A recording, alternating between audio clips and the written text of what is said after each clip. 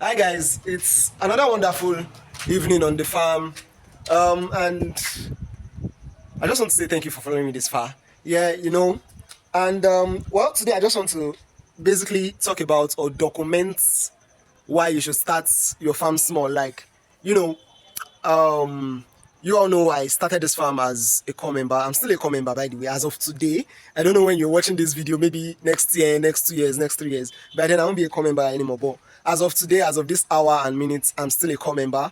And I started the farm of my 33K NYSC allowance. But yeah, by this month, August, thanks to President Bola Ahmed Tinubu, we'll start receiving 77K and no longer 33K. But anyways, I started my farm with my 33K monthly allowance with assistance from my dad and my mom, of course. So just like I said, why you should start your farm small. Now, you all will remember that when I started my farm with a doe and a buck. That is a female and a male rabbit. A pregnant female rabbit. Yeah? I started my farm with a pregnant female rabbit and a male rabbit. So I brought in the female rabbits as a pregnant one. I think the light is bad here. So anyway, let me go back outside. I brought in the female rabbit as a pregnant one and a matured male rabbit that is about 7 months old. So my rabbits gave birth to nine babies, nine baby rabbits, and guess how many remains out of the nine? Just three. Can you imagine? And that's why I said you should start small. So imagine if I had gotten let's say 10 rabbits. I'm still going to what reduced my rabbits from 9 to 3. Oh. That is the baby rabbits here. So imagine if I had started my rabbits, maybe I got 10 female rabbits, 2 male rabbits, and what happened? Because what really happened was that they got poisoned. Yeah. So earlier on, about when it gave birth to 9, about one died in the nesting box. It was not even out yet, so I didn't even notice that one had died until when I was laying in the nesting box. One fell into water, so when I brought it out, it was still weak. You understand? It was still very, very weak. It survived for about, I think, 4 or 5 days before it finally died. The leg got stuck here. I don't know if you can see it. The leg got stuck here. It was very small in weight, so it got stuck here. And over the night there was no one to rescue it. I got here the next morning just to feed them, and it was gone. Just like that. The leg got stuck, so it couldn't move or whatsoever. So it died off like that. Which brings me to having 5 rabbits, right? So on this fateful day, I wanted to feed them in the evening, and I was like, oh, all the potato leaves in my compound are all gone. They are almost all gone. So why should I keep giving them potato leaves when I should just give them a break, give the potato leaves a break for it to grow? You can see it over here. These are my potato leaves under the banana tree over there. These are potato leaves here.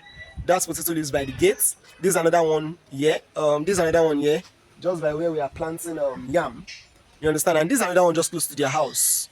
Yeah, this is another one just close. Initially, this was where the potato was planted about 2 years ago. This was where it was planted. But it's kept on spreading and spreading and spreading all over the compound. In fact, we had it all over down there.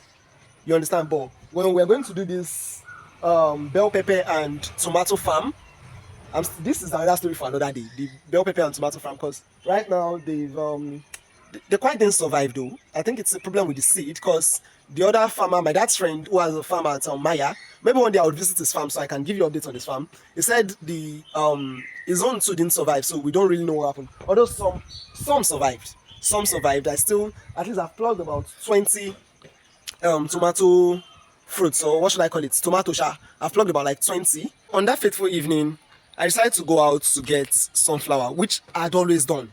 You understand? Which I'd always done. But what was different? What was different? If you watch my last video, I spoke about how to source for grass leaves for your rabbits.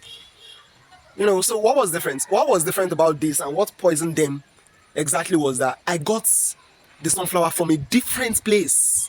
From a different place. On that day, it was a Sunday, yeah?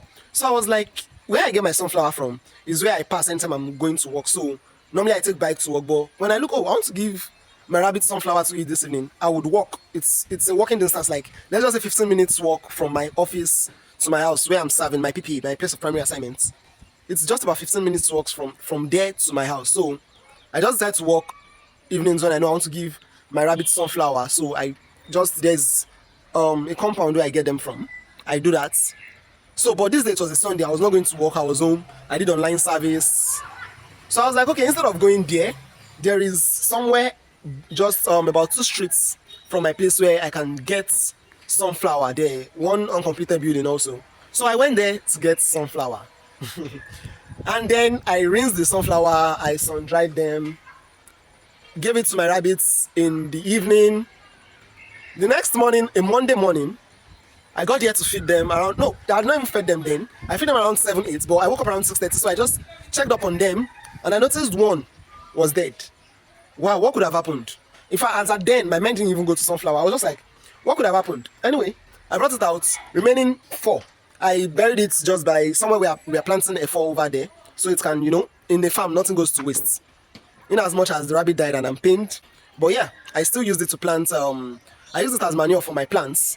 So I fed them, I went to work, I got back from work to check up on them, and another one was gone. And I was like, what's going on? And I was like, what's going on? And that was when I realized it must be the sunflower. It must just be the sunflower. So I stopped it. And from then I started giving them feed, morning, evening, morning, evening. Some evenings I just cut potato leaf for them to eat. But mostly now I give them chicken feed purely in the morning and in the evening. So imagine if I had not started small and I gave them sunflower. About, let's just say I got 20 rabbits and I gave all the 20 rabbits sunflower, the poisoned sunflower. What could have happened? You understand? I mean, I would probably just abandon the old farming stuff. And based on the fact that I started small and I've experienced this, and I had my dad beside me who was also a farmer. Now he's a pharmacist. Yeah, so he just said normally it's like that, it happens. A lot would always happen, a lot would always happen. And he advised me on what to do. And then I think 2 days after, I also noticed one of them was looking dull, and I was like, is this still the poison? What's going on? So immediately I placed the call through to my dad, who is my mentor, who is my teacher. Everything concerning farm, I just call him because he has an experience in it. It's what he has done. Just like I explained, it was work that made him stop and stuffs like that, So immediately I noticed that, I called him that, hi daddy, this is what is happening, this is what I noticed, this is what I noticed. And he said, okay, separate it from the others. So if at all it has a disease, it won't affect the others. And at the same time, wean them. Now they were already 5 weeks. Yeah, they were already 5 weeks. You can wean your rabbits from when they are 4 weeks to 6 weeks. So they were already 5 weeks, so they are okay to wean then. So I weaned the rabbits, I took the mother away from them and left the rabbits in that room of theirs, and I took the one who I noticed was feeling sick to another room, another cage. Let me show it to you. So another cage so it can eat on its own. So that was when I noticed that in fact it was not that the rabbit was sick, but it had no time to eat. This is it over here. Just this one. Let me look at it. Look at it. So you see it's eating. But what really happened when it was over here? Was that they didn't have enough feeders to eat. That was what really happened. They didn't have enough feeders to eat, and that is why I'd separated this. Now I'd crossed the mother though. So in looking at next 30 days when she's going to be giving birth, and 4 weeks from then, I would be getting a bigger feeder for them. So you get it. So I'll be getting a bigger feeder for them to be able to feed, because the feeder is small, and even 2 of them are struggling to eat from one feeder. So basically the feeder can only contain 1 rabbit at a time. 1 baby rabbit, let me put it that way. The feeder can only contain 1 baby rabbit at a time. So I had to separate all 3 of them. So I know that for my next batch, I need to start feeding them, maybe putting 3 feeders in the cage for them, or I get a bigger feeder for them to feed from. Those are the lessons I had learned so far from rabbit farming. If you watched this video to this point, kindly click the like button, and if you're new to this channel, kindly subscribe. See you next time. Thank you.